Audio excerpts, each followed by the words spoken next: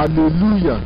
Praise the Lord. Olúwa fẹ́ gba àwọn èèyàn ní ọ̀rọ̀ ìyànjú ọ̀rọ̀. Lord, we want to exhort people about your A sì fẹ́ word. gbàdúrà fún àwọn tó bá ní ìwòsàn àìsàn We kankan. also want to pray for the Ní sick. orúkọ Jésù Kristi sẹ́, In the name à of ń Jesus, bẹ̀bẹ̀ Olúwa pé we bàbá are ti ń gbàdúrà asking fún wọn that as we pray for them, ní ìgbẹ̀yìn ìwàásù yìí sẹ́, after the sermon, ohunkóhun tó lè já àìsàn wọn. whatever their Wọ́n bá sickness ti ń might gbọ́ be, ohùn wa láti as inú we hear ìró gbòǹgbò yìí sẹ́, our voice over the kí a radio, mú wọn ní àràdá. we pray that it be healed. Ní orúkọ Jésù Kristi In Olúwa. Jesus' name. Àbá ìwọ ìlú èṣù yìí. We speak to you, Gbogbo evil òun ní spirits, àìsàn. all you Bàbá ti demons, pàṣẹ fún yín as sẹ́, we command you, nígbà tá a bá parí ìwàásù after sẹ́, the message, bàbá ti pàṣẹ sẹ́, as we láti command, ṣe ìbọ̀tà you have to obey our Nígbà voice, àpàṣẹ ní orúkọ because we Jésù. command in the name of Jesus. Amen.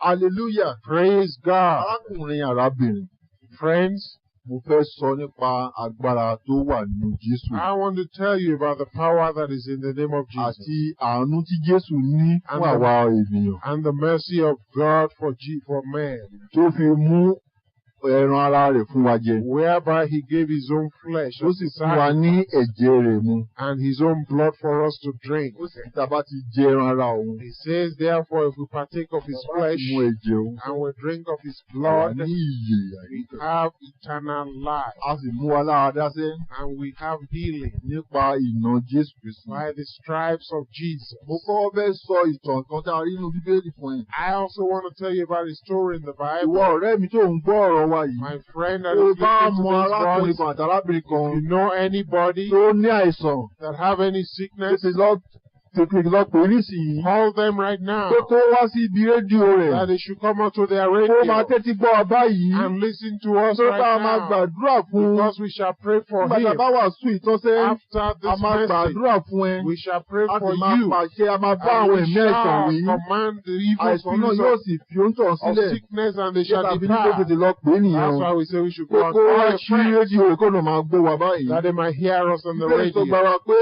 Bible says ìgbàgbọ́ máa ń wá nípa gbígbọ́. that faith comes by hearing, Gbígbọ́ nípa ọ̀rọ̀ Ọlọ́run. hearing the word of Tó God. bá gbọ́ ọ̀rọ̀ Ọlọ́run tá a kọ́kọ́ fẹ́ gbà ní Hear the ọ̀sán. word of God that we Tó want bá to teach you, gbàgbọ́, and you believe it, yóò mú ẹ lára dá. you shall receive Pé healing, Jésù ni ọ̀rọ̀ náà. because Jesus is the Bíbélì sọ pé word. láti tìkọ́ ṣe In the ní beginning, ọ̀rọ̀ náà ti wà. word was the Ọ̀rọ̀ word wà of God, pẹ̀lú Ọlọ́run. and the word was Ọlọ́run with ni God. ọ̀rọ̀ náà. The word was God. Ọ̀rọ̀ yìí ló di ẹran ara. This word became flesh Ló wá ń gbé àárín àwọn ènìyàn. and dwelled among Ó sì us, tún wá fara rẹ̀ fún àwọn ènìyàn jẹ. and we beheld his glory as the glory of the Son of Bíbélì God. sọ pé ó fi ẹran ara rẹ̀ fún wa jẹ. Bible says he gave us his Pé flesh, tá a bá ti jẹ ẹran ara òun and yẹn, if we partake of his pé a flesh, ní ìyè àìnípẹ̀kun. we have eternal Bíbélì life. aṣọ àṣọ gba pé The Bible also says ọ̀rọ̀ yìí ló dá ohun gbogbo. that this word created all things, Pé kò sóhun tá a dá lẹ́yìn rẹ̀. that there's nothing created other than by him.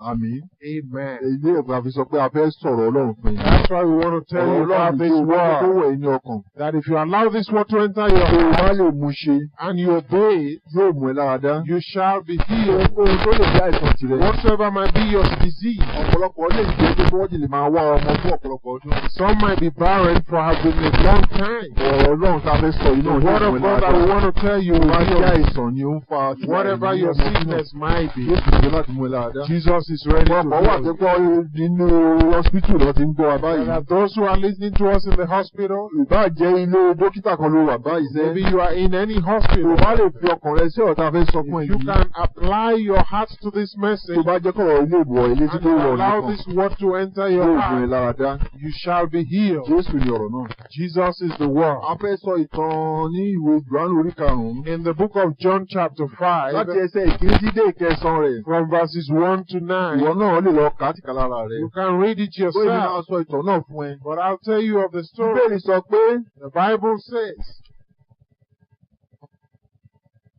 lẹ́yìn nǹkan wọ̀nyí, after these things, àjọ àwọn Júù kan kò There was a feast of the Jews. Jésù sì gòkè lọ sí And Jerusalem. Jesus went up to Jerusalem. Adágún omi kan sì wà ní Jerusalem. And now there is at Jerusalem, Létí ibodè àgùntàn. by the sheep market, a Tí a ń pè ní pool, Bethsaida which lédè is Hébérù. called in the Hebrew tongue Tí Bethsaida, ó ní ìloro 5. having 5 porches. Nínú wọ̀nyí ní ọ̀pọ̀ àwọn abirùn ènìyàn gbé dùbúlẹ̀ sí. In these lay a great multitude of impotent Àwọn folk, afọ́jú, the blind, arọ, the lame, àti àwọn gbígbẹ. withered, Wọ́n sì ń dúró de rírú omi. waiting for the moving of the Nítorí water. áńgẹ́lì á máa dígbà sọ̀kalẹ̀. For an angel went down and started season into the Á sì pool máa rú omi. and troubled the water. Lẹ́yìn ìgbà tí a bá ti rú omi náà tán, Whosoever then falls, ẹnikẹ́ni tí ó bá kọ́ wọ inú rẹ̀ after troubling of the water, á di alára dídá stepped in, was made whole nínú àrùn kárùn tí ó ní. of whatsoever disease he had.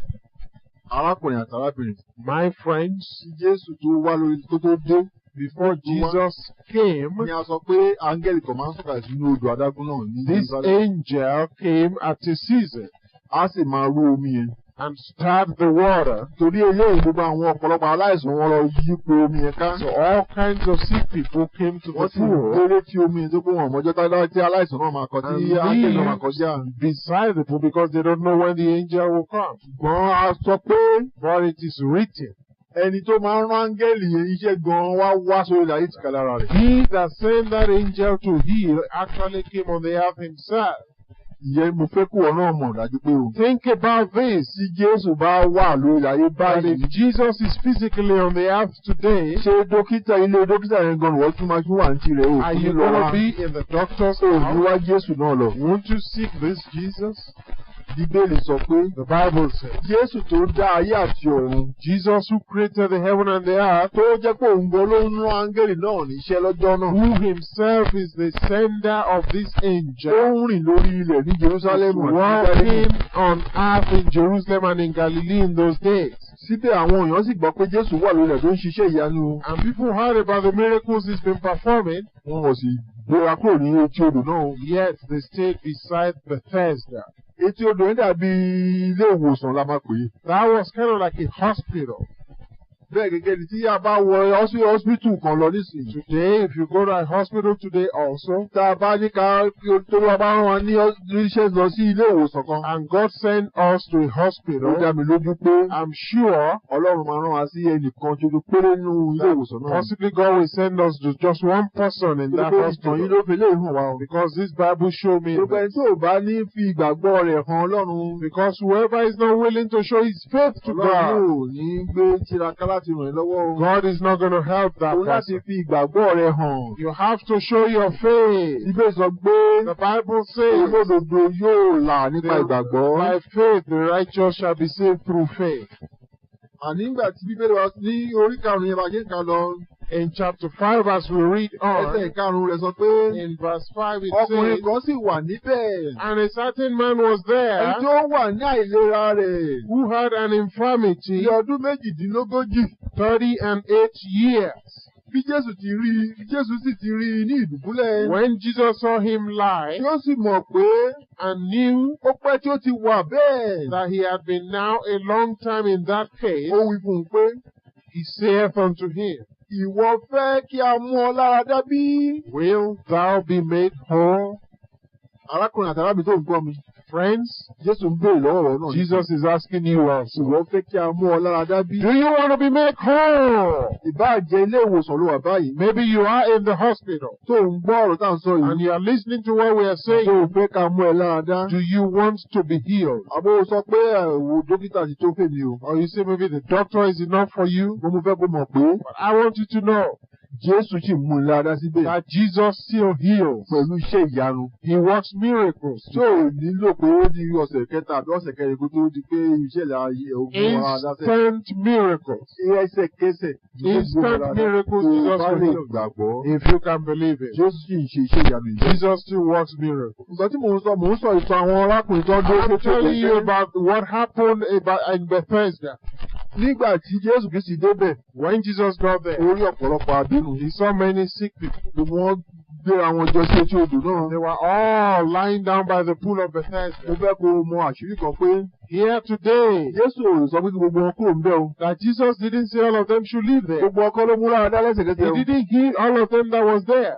Tó pé gẹ́gẹ́ bí èmi náà ṣe sọ tẹ́lẹ̀ fún ẹ. Because as I told you before, Wọ́n ń gbọ́ pé Jésù ń múni lára dá ń ṣiṣẹ́ ìyanu we lórí àwọn all ìlú. have the fame and stories about Wọ́n ò sì Jesus. kúrò létí odò kan wá Jésù náà lọ. And they didn't leave the water to go Bẹ́ẹ̀ to sọ pé first gbogbo go àwọn with tí Jesus. wọ́n ń gbọ́ nípa Jésù wọ́n ń tọ́ lọ ni pé The wọ́n Bible fẹ́ rí says that ìwòsàn. all who heard about Jesus followed after him. Àwọn adẹ́tẹ̀ mẹ́wàá kan wọ́n wá Jésù We rí. even heard about the 10 lepers who were Obìnrin sought kan after pé Jesus. ìsun ẹ̀jẹ̀ ń jà lára rẹ̀ ó wá Jésù rí. The woman with the issue of blood sought after Jesus. Wọ́n sáré pápá láti lè débi tó wà ní. They followed him all over the place. Báwọn tó bá ń gbéraga. But those who are Wọ́n proud, sọ pé ó ti o.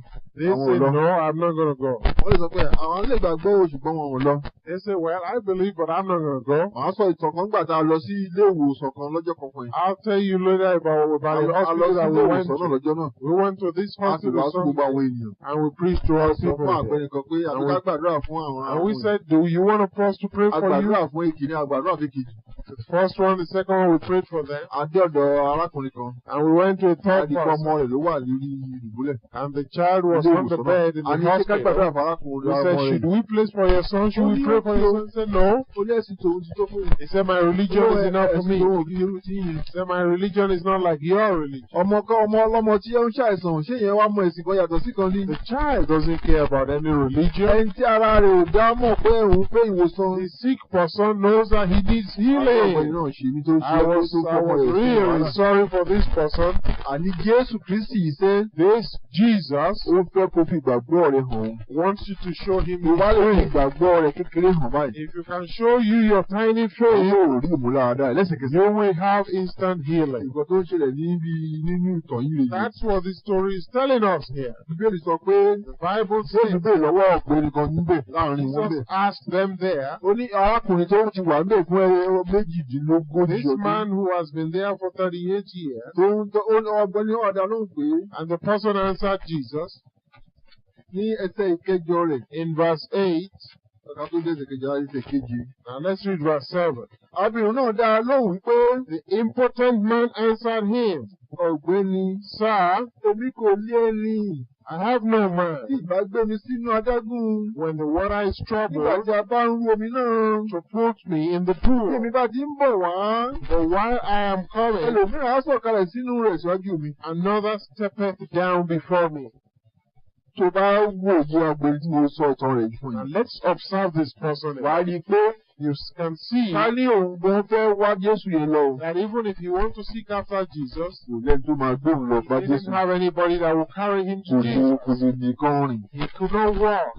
Kò tiẹ̀ lẹ́ni tó máa gbóhùn sínú odò lásán. He didn't even have anybody to put him in the water. Ká tó ní kán gbé wá sí Jésù lọ. Not to talk about somebody to carry him to Irú Jesus. àwọn èèyàn bẹ́ẹ̀ Jésù lè tọ̀ wọ́n wá. Such people, Jesus will follow Fún after ìwọ them. tó yẹ pé o lè tọ̀ Jésù lọ. But you that can follow after Tó Jesus, lè wá lọ́tì kálára then rẹ̀. you can seek him yourself. Jésù fẹ́ kó tọ̀ wá. Jesus wants you to seek after Ilé him. ni yóò jẹ́ ìgbàgbọ́ rẹ̀. This will show your faith, Jésù yóò sì mú ẹ lára dá. and Jesus will heal Ohun you. tá à ń pè ní ìgbàgbọ́ nìyẹn. That's what we mean by Ṣé o faith. sọ pé ìgbàgbọ́ láì sí iṣẹ́? Bible says faith without works Ó sì fi ìgbàgbọ́ yẹpẹrẹ ni. is dead. Ìgbàgbọ́ tó kú ni. Is dead. O ní láti fi ìgbàgbọ́ rẹ̀ hàn. Iṣẹ́ ní ìgbàgbọ́ rẹ̀ máa ṣe nìyẹn. That's what your faith will do for Tó you. bá dìde tó sọ pé mo fẹ́ wá ní iṣẹ́ ìyàwó náà lọ. If you stand up and say, I'm going to seek after the Mo fẹ́ wá miracle Jésù worker, náà I'm lọ. going to seek after this Yóò Jesus, tọ̀ ẹ́ rí. and then Jesus will Yóò find you. fara rẹ̀ hàn ẹ́. He will show himself unto you, and he will heal you. Ó fẹ́ràn rẹ̀. Because he loves you. Ìṣèlú sọ pé Ọlọ́run fẹ́ràn aráyé tó bẹ́ẹ̀ Bible gẹ́. says God loves me Ó so fi ọmọ much. ẹbí bí iṣọ́ ọmọ He rẹ̀ gave his only begotten Ẹnikẹ́ni tí ó Son. bá gbà á gbọ́. Whosoever believeth Bàbá in him ṣòkó. shall not Ó sì perish, ní ìyè àyíká. but have Mo everlasting fẹ́ kó life. mọ kíní kan pé I want you to know this. àìsàn that sickness àti àìkú ni o. death Àti gbogbo wàhálà and all ìbòjú kinds of sorrow, ní owó àìníṣẹ́ṣe ní poverty, nǹkan wọn and all of these are caused by the devil in this world. Àwọn Jésù wá. But Jesus Tó lè came ní that ìfọ̀kànbalẹ̀. we might have Káwa life tó lè ní òmìnira. and that we might have Oníkàwá tó lè peace ní iyè àti iyè and that ẹ̀kúnrẹ́rẹ́. we might have abundant life. Jésù Kristi tó nílẹ̀ ló ṣe mú ìbùsùn wá sódà. That's why Jesus brought healing Mo to ti sọ this pé ní world. orúkọ òun ká máa rí àwọn ìwé He ìgbésẹ̀. said in his name we shall cast out Ní devils. ìwé máàpù yẹn. In the book of Orí Mark, kẹrìndínlógún tá a sọ verse báyìí. 16, Àti chapter ẹsẹ̀ 16, ìkejìdínlógún rẹ̀. chapter Tí 16, dé ẹsẹ̀ ìkejìdínlógún rẹ̀. to 18, Jésù sọ pé ká Jesus máa says gbàdúrà fáwọn that aláìsàn. we should pray for the sick. Lọ́wọ́ lé wọn ara wọn yóò dá. Lay hands upon the sick, they shall recover. Nígbà tí ń sọ̀rọ̀ sí ẹ̀yìn o. Also, we are talking to you on the Àwọn radio. gbàdúrà fún ẹ. And when we want to pray for you, Owó kan rédíò we tirẹ̀. ask you to touch your Bàbá radio. ti ń gbàdúrà And láti as bí we lọ. pray for you, Káà náà máa gbá gbogbo yìí mú. because we are going to hold on to this thing. Agbára láti ilé mi ló wá yóò sì wọnú. Power of the Holy Spirit shall enter into the Holy Spirit radio. Tó ń gbọ́ yìí. Go through our Wọnú voice etí rẹ̀. into your ears Wọnú ẹran and àwọn. into your Ọ̀rọ̀ body, náà yóò sì mú ẹ lára and dá. the word shall make you whole. That's what Ṣé we ìgbà need. gbogbo tí gbọ́ wa nìyí? That's why we say, listen to Pé it. ọ̀rọ̀ Because ẹ̀gbin ni ọ̀rọ̀ náà. our word is alive. Ó ní ọ̀rọ̀ tí mo sọ fún ẹ yìí. And my word is speaking to you. They are spirit Iye ni and they are life. ọ̀rọ̀ ìgbòsàn náà sọ fún This ìfẹ́. is the word of healing. Ó sì ju tuntun láti bù wẹ́sàn. Is going to heal you. Àti Jésù gbìlì pé arákùnrin ti wà ń bẹ̀ fún ọdún Jesus saw that this person has been there for 38 Ó sì rí years. pé ọkùnrin náà fẹ́ni sọ pé òun rẹ̀ tó lè pé òun. And the man confessed that nobody was even ready to help him. Jésù mú arákùnrin náà lára dá. Jesus healed the person. Ní ẹsẹ̀ ìkẹjọ rẹ̀. In verse Jésù 8, wí fún un pé Jesus said unto him, jíjó Rise, bí akété rẹ̀ take up thy kí o bed sì máa rìn. and walk. Lọ́gán And immediately a sì mú ọkùnrin náà lára dá. the man was made whole. Bí akété rẹ̀ And he took up his bed ó sì rìn. and walked. Ǹjẹ́ o gbọ́ lè báyìí? Can you hear this? Jésù yìí sì ń rìn lórí wáyé ní This same Jesus is on the earth ó ń rìn nínú wa. today in us. Ó ń bá ó fi ẹsẹ̀ wa rìn lórí wáyé He's yìí. walking with our Fi ọwọ́ wa ń tọ́ àwọn aláìsàn. He's healing with our hands. Ó sì fi ojú wa ń wo àwọn ènìyàn. He's using our eyes to see people and have mercy on Ìjọba mi them. sọ pé That's why we say èyí sì wà lórí ayé that this same Jesus is Olórí on the iṣẹ́ earth. yìí. He's the one who Nígbà máa saved lọ, us. And he nígbà máa said, ṣí you àwọn go jáde after ní orúkọ òun. in his Àwọn name. alágbára sẹ́, And wọ́n máa ń fi orúkọ wọn ránṣẹ́ ni. Powerful men send messages with their name. Orúkọ Jésù náà la sì mú. We are working with that name of Jesus. Orúkọ Jésù náà la sì fi ń ṣe iṣẹ́ ìyanu. That's the name by which we work Orúkọ with. Jésù náà la fi ń mú àwọn ìlànà. That's the name by which we heal. Ohun tó lè jẹ́ àìsàn tìrẹ sẹ́. Whatsoever might be your Orúkọ ní sickness, ìlànà ní Jesus wants to heal you in this Afẹ́fẹ́ hour. tí kò máa tẹ́lẹ̀ gbé And wa. we want you to Ìgbà listen. tó ṣetán ní wákàtí ìṣẹ́. Before we A máa finish, gbàdúrà fún we yín. shall pray for you. Àṣẹ fún àwọn And ìlú as we àìsàn náà. command the sick Wọ́n máa sisters, jáde wá. they shall come Orúkọ out Jésù wọn láti in the jáde. name of Jesus the Lord. Ọ̀pọ̀lọpọ̀ wọn ló ti ń sá jáde nísìnyí. Right now they are Wọ́n coming máa out. dìde nísìnyí sì And máa then gbé àkété rẹ̀. you can begin to walk Orúkọ Jésù. in the name of Jesus. Bá yín wí. I will speaking to you, your spirits come Ẹ out sì máa lọ sínú ihò. and depart Láti yọ arákùnrin into the pit and don't bother this people Ìwọ̀n anymore. ara ní orúkọ Because we are Jésù. healed in the name of Jesus. Orúkọ Jésù sọ bẹ́ẹ̀. Because Jesus said Olú orúkọ so. ká máa lé àwọn He ìlú. said we shall cast out spirits. A tún in fẹ́ his sọ name. síwájú sí i We'll tell you more further pé ní orúkọ Jésù iṣẹ́ that in this name of Jesus, àmọ́ àwọn aláìsàn dáadáa. the sick are healed. Jésù tún sọ ìtàn kan fún wa nínú Jesus told us a story in the Bible ní ìwé Lúùkù. in the Lọ́rọ̀ kò fi ṣe ìtọ́lé àwọn adẹ́tẹ̀ bíi mẹ́wàá kan ni. This is the famous story of the 10 lepers. Wọ́n tọ́ Jésù Kristi wá sẹ́. They came after Wọ́n Jesus ní olúgbà gbà wá and àṣàlù said, fún wa. Lord, have mercy upon us. Jésù wá sọ fún wọn pé And Jesus said unto them, ọlọ́gbàrá yín hàn àlùfáà. well, go through yourself to the high priest. Kí ni èyí kí fún wọn? What does that mean? Wọ́n kí ẹja kádẹ́tẹ̀ lọ sọ fara rẹ̀ hàn àlùfáà. That the leper should go show himself to Gbogbo ní ìgbà the yẹn priest. sẹ́. Because of our time, Àwọn àlùfáà ló máa ń sọ dára rẹ̀ bá ti dá kó fún ètè. it was the priest that certified those who have been healed. Gbogbo àwọn adẹ́tẹ̀ àwọn ìgbéga ní ìyọra. Because the lepers were not allowed to live in the city. Wọ́n máa ń kọ́ akéte tí wọ́n sí ẹnu gbòòrò fún wọn. They were living outside the boundaries of the city. Tí wọ́n bá ti di ìmúláradá tán, After they've been cleansed, wọ́n láti wá fi ara hàn àlùfáà. they have to show themselves to the Àlùfáà yóò priest. wá wo gbogbo ara wọn. And the priest will examine them. These priests are kind of like the doctors. Wọ́n á wò wọ́n yẹ̀ wọ́n wò. They will examine Wọ́n á them. gba ètè náà tí kò pàlọ́wọ́dá And they wọn. will see that the leprosy has left. Wọ́n á sì ṣe ìdáríjì ẹ̀ṣẹ̀ fún wọn. Then they will do a Wọ́n á sacrifice sì for fi wọ́n forgiveness. fi wọ́n hàn gbogbo àwọn ará àdúgbò gbangba. And manifest them to everybody. Àwọn alẹ́ arákùnrin ló padà sáàrin ìlú. And these people can come back to the town. Àti wọn ti kó ìwàrà wọn. Because the leprosy has departed. Òkú bí Jésù sọ fún wọn bẹ́ẹ̀ ni. That's why Jesus told them that. Ẹ lọ fara yín hàn àlùfáà. Show yourself to the priest. Yẹn ni pé Jésù ti mú wọn láàárín ìyẹn pé tó sọ pé lọ fara wọn. That's because Jesus has healed them. Ìbọn nípa ìgbàgbọ́ wọn láti gbàgbọ́. By their faith. Wọ́n lè má ti rí o. They might not actually see ìdí ètò epo ti tó. that the leprosy has departed Bí from Jésù them. ti sọ yẹn. But as Jesus said so, Ẹ fara yín hàn àlùfáà. show yourself to the priest. Wọ́n bá lọ. If they obey, Òun láti rí bẹ́ẹ̀ Jésù. it has to be so as Jesus Ó said. sì rí bẹ́ẹ̀ ní ọ̀nà. And indeed it was so. Láti kálára rẹ̀. Read it yourself. Ní ìwé Lúùkù. In the book of Orí Luke, kẹtàdínlógún. chapter 17, Ẹsẹ̀ ìkejìlá. verse 12 Dé ìkejìdínlógún. to verse 18. Wọ́n ní bí àwọn adẹ́tẹ̀ yìí sì lè ń lọ. It is written that as the lepers Wọ́n left lọ sọ́dọ̀ àlùfáà náà. and they were going to the high priest, Wọ́n sì yẹra wọn wò they lẹ́sẹ̀kẹsẹ̀. examined their body, Lójijì. and Wọ́n sì instantly rí pé ẹ̀ṣẹ̀ náà ti lọ. they found that the leprosy has departed from them, Wọ́n sì dùn. and they were happy. Wọ́n ibẹ̀ tún lọ pé The Bible also says one thing. ìkan ṣoṣo nínú wọn ló padà tó Jésù. Only one among them returned to Ó wá Jesus. Jésù lọ. So after Jesus, Rẹ̀ sóò dùn tó they bẹ́ẹ̀. were so happy. Ó sì wá Jésù lọ pé ó So bá òun after láti Jesus, láti lọ dúpẹ́ ni tó to give thanks. ìlú ìpẹ́ òun kan tí Jésù fẹ́ kó máa ṣe. This is one of the things that Jesus also wants you to do. That after Jesus has Òun healed láti you, dúpẹ́. He wants you to give thanks. Tó bá tá a bá ti gbàdúrà fún ẹni wákàtí yìí. After we pray for you, Lára rẹ̀ bá ti já. and you have been Bá àwọn healed, ara rẹ̀ ti já tó bá and yẹ. you know you've been Tá healed, bá mú lára sí. after God has healed you, right unto us, tell us that our prayer has been healed, has healed you, and we shall rejoice with you. That is thanksgiving. Jesus wants us to give thanks. Láti tún tẹ̀síwájú ṣiṣẹ́. We'll go further Ní here. ìwé Mátíù. In the book of Matthew, chapter 9, Láti ṣe okun rẹ̀. from verse 20, Ìtàn obìnrin kan we sẹ́yìn. read about a woman. Obìnrin yìí. This Ṣé ohun woman, tí ń jẹ́ ìgbàgbọ́ là ń fẹ́ fi hàn ẹ́ o? we are trying to show you one faith, Láti sọ ìgbàgbọ́ kan. because there is a Àṣọ faith. ìyẹn sọ pé arákùnrin tí ò pé tí ò jẹ́ tó máa gbé òun wá We talked about the man in the pool of Bethesda. àwọn tó kù tí wọ́n mọ̀ pé Jésù wà láàrin ìlú tí wọ́n wà lọ. All those who knew that Jesus was around, but they didn't pursue after him. Wọ́n ò fi ìgbàgbọ́ wọn. They did not show their faith.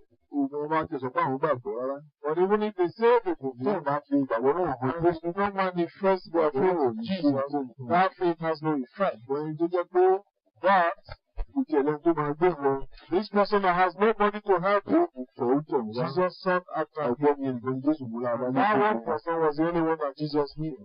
àtúnṣọ ìkejì. He also said of the second one, Àsọ nípa ti àwọn adétè mẹ́wàá yìí. about the 10 lepers, Tí Jésù sọ fún un pé ẹ lọ para yín hàn àlùfáà. Jesus said, go show yourself to the priest. Tí wọ́n bá sọ pé àní tó mú wọn lára dá oníkà lọ fara hàn. If they had complained and said, well, we said you should heal us, Àwọn when ọmọ we wa are lára telling dá you olùkọ́ to tó sọ pé ìgbàdúrà fún wa. you didn't even pray for us, you didn't even touch us. Oníkà lọ fara hàn àlùfáà. You said we should go show ourselves to the Kí priest. ni àlùfáà fẹ́ ṣe fún wa? What is the priest going to do for Wọ́n us? sọ bẹ́ẹ̀ o. They didn't do that. Wọ́n tẹ́tí gbọ́ pé tó sọ wọ́n sì They àwọn obeyed the voice of Jesus. àti gbọ́ ti ń lọ sọ́dọ̀ àlùfáà náà. And as it went on, Lọ́gbọ́n lẹ́sẹ̀ rárá wọn lára wọn. instantly they were healed. Ètè náà kúrò láwọn lẹ́sẹ̀. The leprosy departed from them. Ìgbọ̀dá ń jẹ́ pé kí èèyàn máa tẹ́tí gbọ́ pé sàn àwọn ọkọ̀ sí. This is obedience. Yorùbá lè máa gbọ́ tí Jésù kò sí. You can hear the voice of God and obey. Jésù yóò ṣe tó fẹ́. Jesus shall do what you want Àwọn to náà do bá for you. gbàdúrà fún ẹ. We shall pray for Bàbá you. gbàdúrà náà. And as we pray, Gbọ́wọ́ lé rédíò rẹ̀. we'll tell you to touch your A ní radio. òkè síbi tí rédíò wà. Even if you are not near the Àwọn radio látòkèèrè. and you're just hearing the distance, Wà á máa ní kó náà gbọ́ sí ọ̀nà ibi tí yóò. I will tell you to stretch your voice fingers to the people who are to the boys on the radio. And concentrate on the radio's voice. And when we pray, the power of the voice shall heal you and shall make you whole. We shall pray very soon. But we want to tell you about this woman. It's about the woman with the issue of blood. This woman heard about Jesus and his miracle working. And she saw after Jesus. And she saw that there are many people following after Jesus. Multitudes of people. This woman pondered how she would get to Jesus. How is she ever going to get to Jesus? If they said they should line up, there were too many of them. How am I ever going to get to Jesus? How is she going to show her faith that Jesus can heal? You know what the lady did?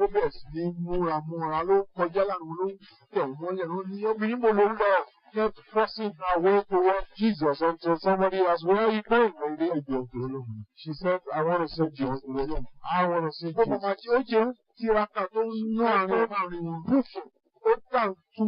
Let them push it. Saying in her heart, if I should only take the hem of his garment, just the hem of his garment, I'm circumconvinced that there is power in his spirit, and that power can make me whole. She was saying that in her heart. That is faith. How can she get to the hem of his garment? It was a battle. She kept on toiling and looking. You know how a multitude works. When somebody has become famous, all the crowd follow after him. This lady kept on searching through the crowd and all kinds of mothers who were pushing her back. But she was not deterred. Until she got to Jesus, she didn't stop. Without faith in her heart, she tried the hem of his garment. And the Bible tells us that immediately the issue of blood stopped. And she was made up. Read it yourself in the book of Matthew chapter 9, verse 20 to 22. And Jesus looked back and showed that Jesus knew everything that was going on. He showed everybody what faith is. Jesus looked back and he said, who touched me? And his disciples said, Sir, so many people around you here. How come you asking who touched you? Everybody is touching you here. Jesus said, no, I'm talking of a special touch. Somebody has touched me because the issue of power came out from me. But when Jesus looked around, she saw the woman.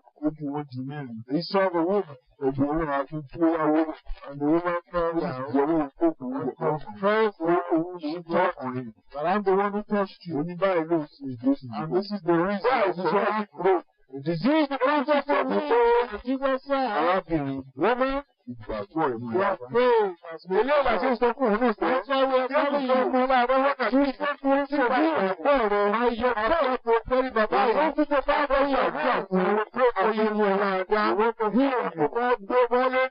Lay your hands on the Lord, wherever you may. Even if you are not near the Lord, you stretch your hands from the radio. Stretch your hand up, and lay your other hand on where your foot is. Where your foot is, lay your hand. Stretch your right hand towards the right, and your left hand upon the foot.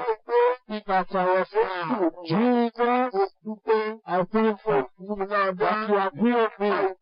By your stripes, you have made me delivered. Thank you, Jesus. I am here.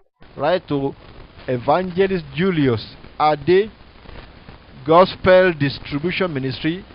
If you have access to the internet, our web address is www.gospeldistribution.org. You have to spell that one out, gospeldistribution.org. Gospel distribution is one word.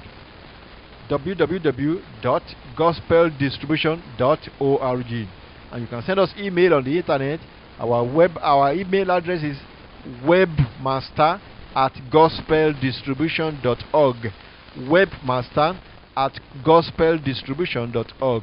And you can also read all our literature on the internet freely. God bless you, and we'll see you again next time. In Jesus' name.